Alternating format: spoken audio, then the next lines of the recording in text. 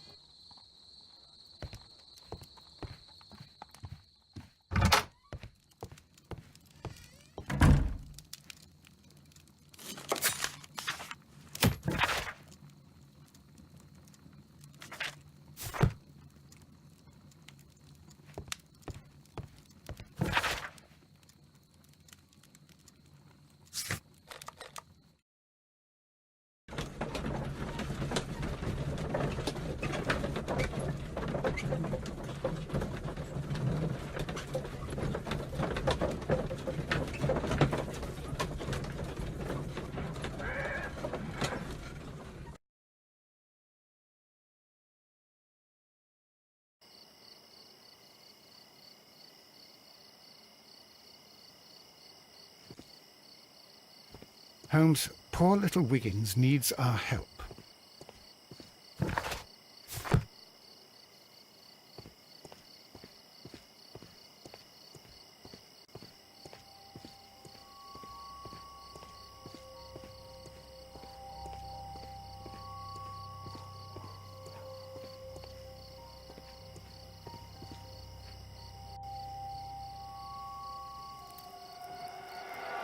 Please, gentlemen, leave the scene now. Oh, Mr. Holmes, is that you? Good evening, Constable... Constable Marrow. I was here with Inspector Aberline during the Ripper case, Mr. Holmes, back in '88. But then this is nothing like that case. With this one, we've got the murderer, the weapon, and the statements, which speak for themselves. Of course, Marrow. But you know that appearances can sometimes be deceiving. Who were the victims? The two men here, both shot. The stud fellow was Brian Vercotti, a well-known ruffian. The other, Kenneth Butler, a jeweller by trade. You spoke of statements. You have witnesses? Well, I was there, so I gave my own statement. And then there were two other witnesses who said they saw the killer Chapman. Mr. Turner, a gentleman who lives in that flat over there. And Polly Powell, a flower seller, who was over at the far side of the street.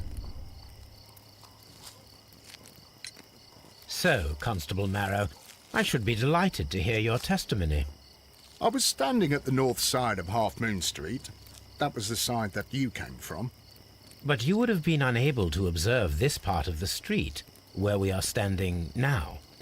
That is correct. But I saw the two victims slowly enter Half Moon Street, and then shortly after, the fireworks started. A few minutes after that, the fellow Chapman rushed towards me and ran into Half Moon Street. Please continue. I didn't pay attention, but suddenly I heard a woman's cries and police whistles on the other side of Half Moon Street. I rushed over there and I saw the two dead bodies on the ground. When I reached Whitechapel Street, I saw Leighton Chapman. He'd been caught by two police constables. Did you hear the shots? I didn't hear any shots. The fireworks were all over the sky. They were so loud I couldn't hear anything else. What were the fireworks in honor of, Constable? Well, today's Queen Victoria's birthday, Mr. Holmes. Yes, I appear to have lost track of the days. It is May now, of course. Constable Marrow, what else caught your attention while you were running through Half Moon Street? I saw nothing but rats, and I took the time to light every corner with my lamp. Did you happen to look up at Mr. Turner's window when you were on Half Moon Street at that time? Yes, I saw that the window was open, but no one was there. It was dark in the room. Constable, your statements have been of great value to me.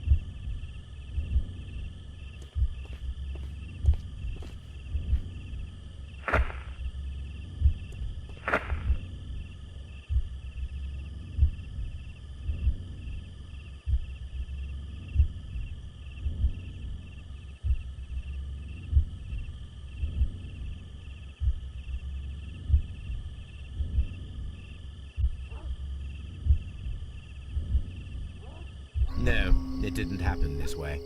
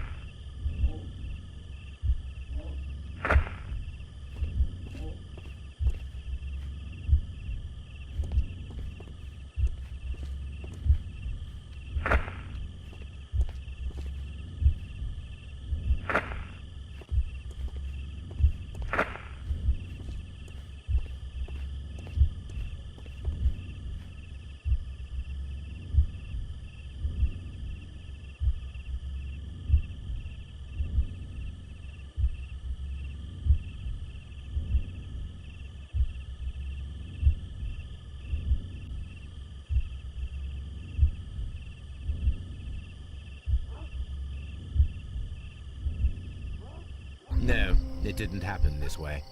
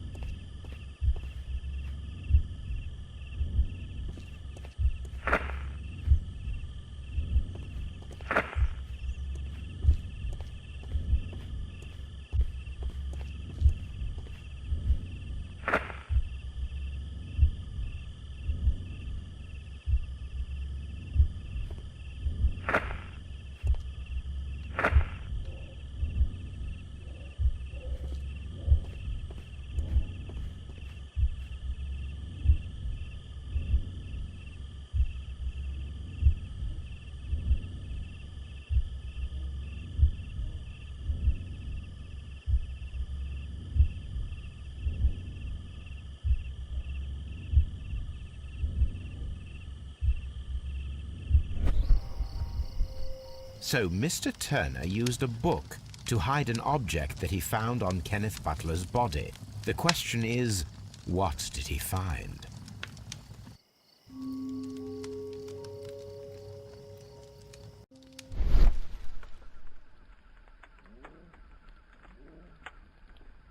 I can see prints from greasy fingers upon the cover of this book. Let us take a closer look. Well now, what a find! A precious jewel, concealed inside a book.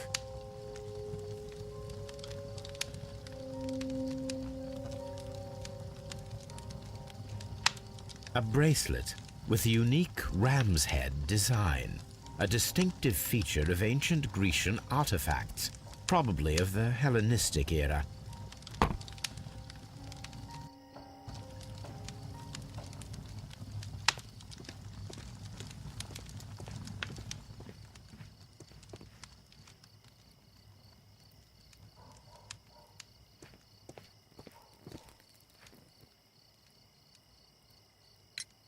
Mr. Turner, how would it be possible for a man of advanced years, such as yourself, to rush from his bed to the window in a matter of seconds, as you have stated?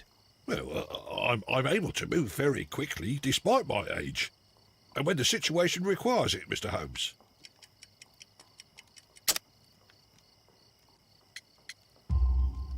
I highly doubt that, Mr. Turner. I observe that you suffer a severe limp due to your injured right leg. It would have taken at least 10 seconds for you to approach the window. That means you could have easily missed something or someone in Half Moon Street during that time. You're right, Mr. Holmes. I could have missed something. But it did seem to me that everything happened so quickly. Time can pull tricks on you. And what of everything else that you told us? Mr. Turner, it is vital that we have your complete and true statement. Mr. Holmes, I do assure you that the other things I said were most sincere. Mr. Turner, you were not sincere with me. Not then and not now. But Mr. Holmes... This, Mr. Turner, does not look like anything that a poor man might possess. It is worth more than the home that you live in. I can explain. No, merely correct me if I am wrong. You saw Leighton Chapman through the window, but you also noticed a glittering object on the ground, this precious jewel. You walked down and took the bracelet from the body of Kenneth Butler, and when you heard the whistles, you hurried away. That broke your walking stick. It caught fast between the cobbles. Constable Marrow was unable to see you in the window as you were climbing up the stairs on your way back to your flat. Upon returning home, you hid the precious jewel inside a book. Mr. Holmes, please don't send me to prison. I didn't do anything bad. I'm just a poor man. When I chanced upon the bracelet, I saw it as an opportunity to make a little money. I was desperate. I only took the bracelet, that's all, I swear. You made a mistake by lying to me. But you are not a criminal. I believe that. Although I must return this bracelet to its rightful owner.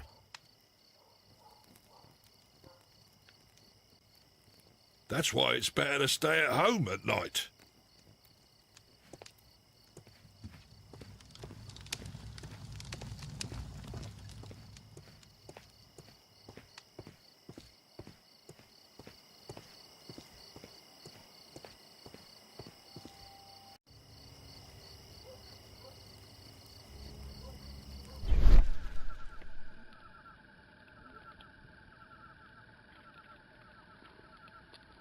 A piece of wood that has stuck between the cobblestones. Let us take a closer look.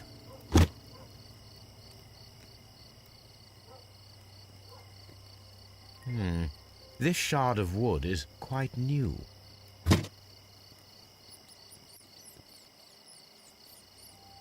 The bullet struck his head. This man didn't stand a chance.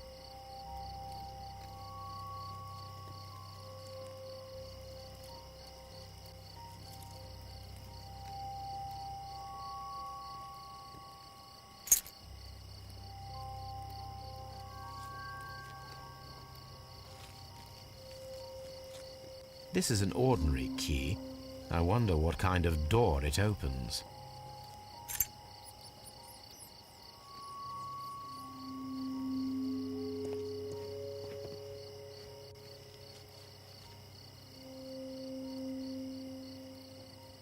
He tried to stop the bleeding with his hand. Death was not instant.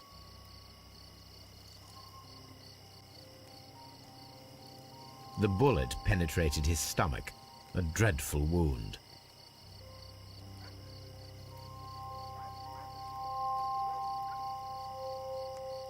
A tattoo from Westgate Prison. Vercotti must have done some time there.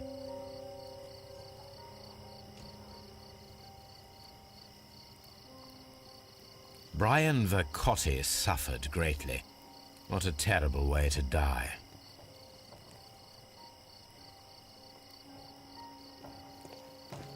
A fairly long pole with a forked end.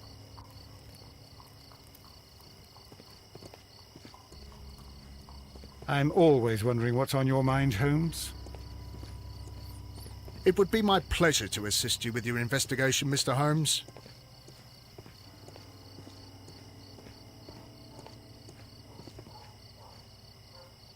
Good evening, Mr. Turner. I heard Constable Varro reply to you as Mr. Holmes. Are you that detective gentleman? I've heard of you. And, well, I know things about this evening. Excellent. Might we hear your story?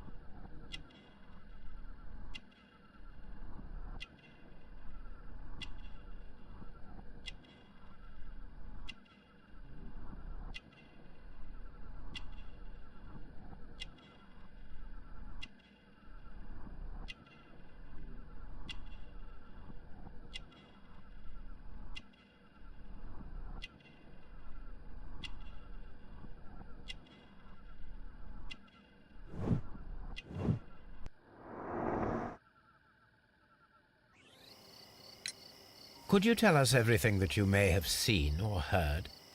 I was already in bed when the fireworks started. A few moments after, I clearly heard 2 gunshots from outside. Please continue. I quickly got up and I grabbed the lamp from my nightstand and I rushed towards the window. I looked down and I saw 2 bodies.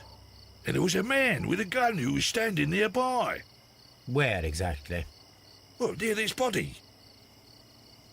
Did he notice you? I don't think so. He rushed towards Whitechapel Street without looking around. Mr. Turner, did you see anyone else in the street? No, I saw no one but that man, the murderer, the fellow they caught. Were the two shots you heard consecutive? Yes, there was a very short pause between them, and they sounded different somehow. It seemed to me that the second shot was louder than the first. That is an interesting comment. Mr. Turner, what were your actions after you stepped up to the window? I was afraid that the man with a gun might return, so I stayed close to the window till I saw the policeman coming in the Half Moon from Whitechapel. Then I walked out to tell them everything I saw. You have helped us a great deal, Mr. Turner.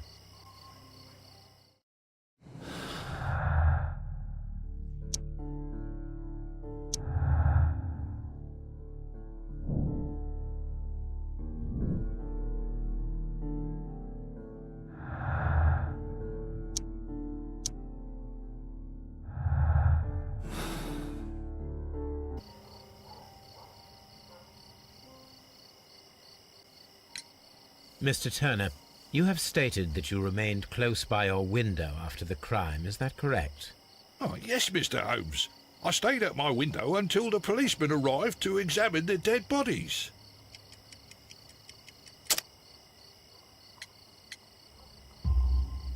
That is very interesting, Mr. Turner. Constable Marrow stated that he did not see anyone at the window when he was running through Half Moon Street. Well, I think Constable Marrow and me, we might have been distracted by the whistles and shouts coming from Whitechapel. We could have missed each other somehow. You understand what I mean? It was a bit of a stressful moment, to tell you the truth, sir. Allow me to form my own theories, Mr. Turner. Would you mind showing me the view that you had from your window? Not at all, Mr. Holmes. Please, follow me. Mr. Turner appears to live very modestly.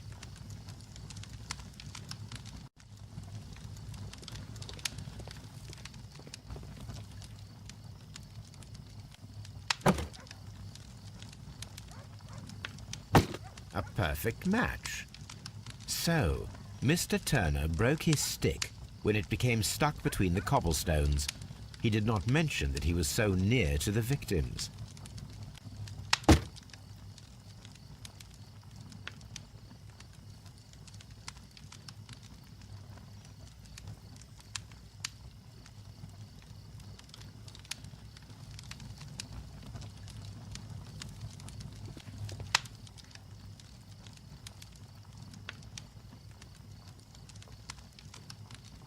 The books on this shelf are in a mess. It looks as though Mr. Turner was trying to find something in a hurry here a short while ago.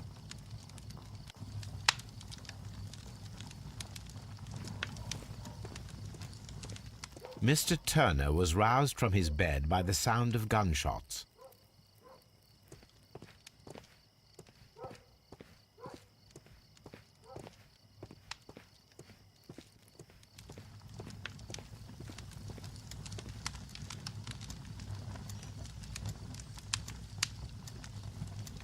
This fire is dying out. It was last tended to over an hour ago.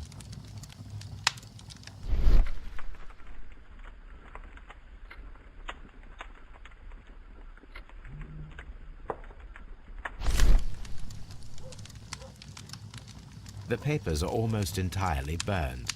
I am unable to see what's written here. These words are illegible. The papers were thrown into the fire just a short while ago.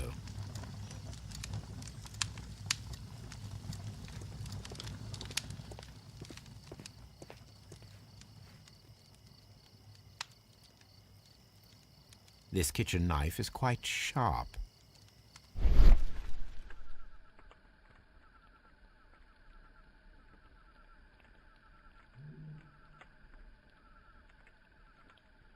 There are pieces of shredded paper scattered over the table. This kitchen knife was used to cut the paper.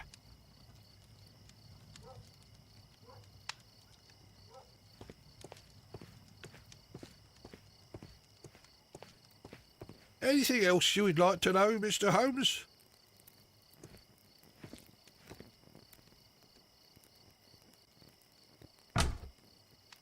so. That's the view Mr. Turner had when he opened the window.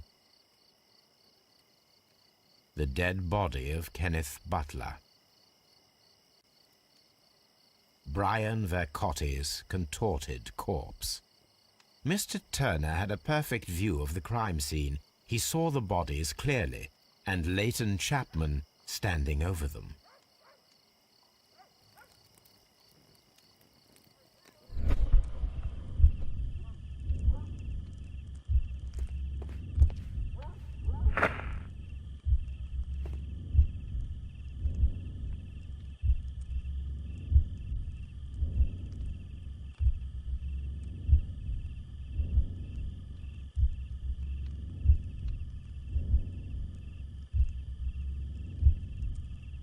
No, it didn't happen this way.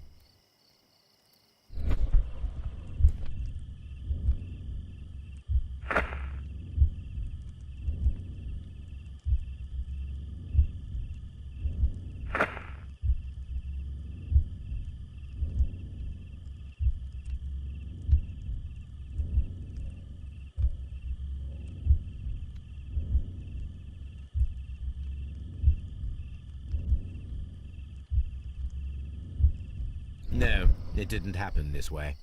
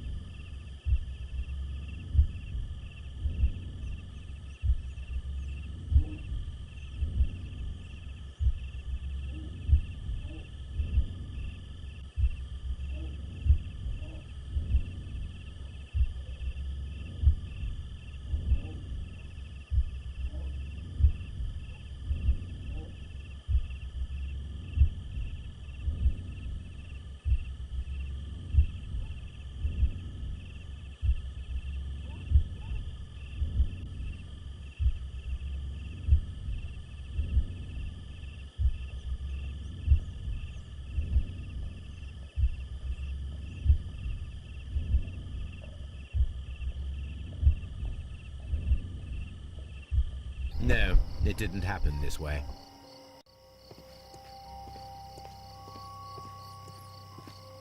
It would be my pleasure to assist you with your investigation, Mr. Holmes.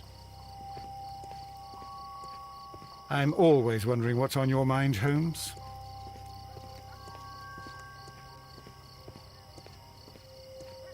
Mr. Holmes, did you see my brother at Scotland Yard? Is he all right?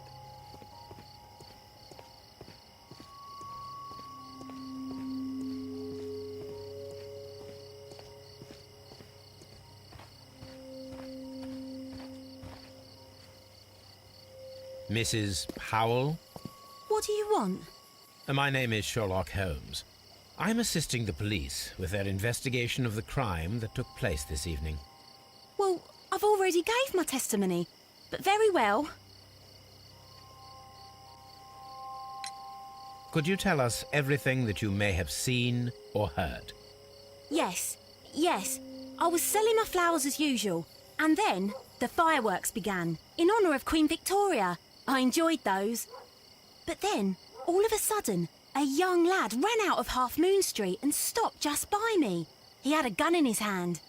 He was like a ghost, and all covered in blood. It was dark, but I could see him, because of the flashes from the fireworks. And then? I screamed as loud as I could. I knew that a policeman should be on duty in the vicinity. He had no time to escape. 2 constables got him. Then another constable came out from the very same street, and I heard him talking of a horrible murder. Mrs. Powell, did you hear the gunshots? I'm not sure. You know, what with the fireworks? Did you see anyone else leaving Half Moon Street, prior to or at the time of the crime? No, sir, I did not. Even with all the fireworks, I was very attentive, as I'm always on the lookout for customers. My thanks to you, Mrs. Powell.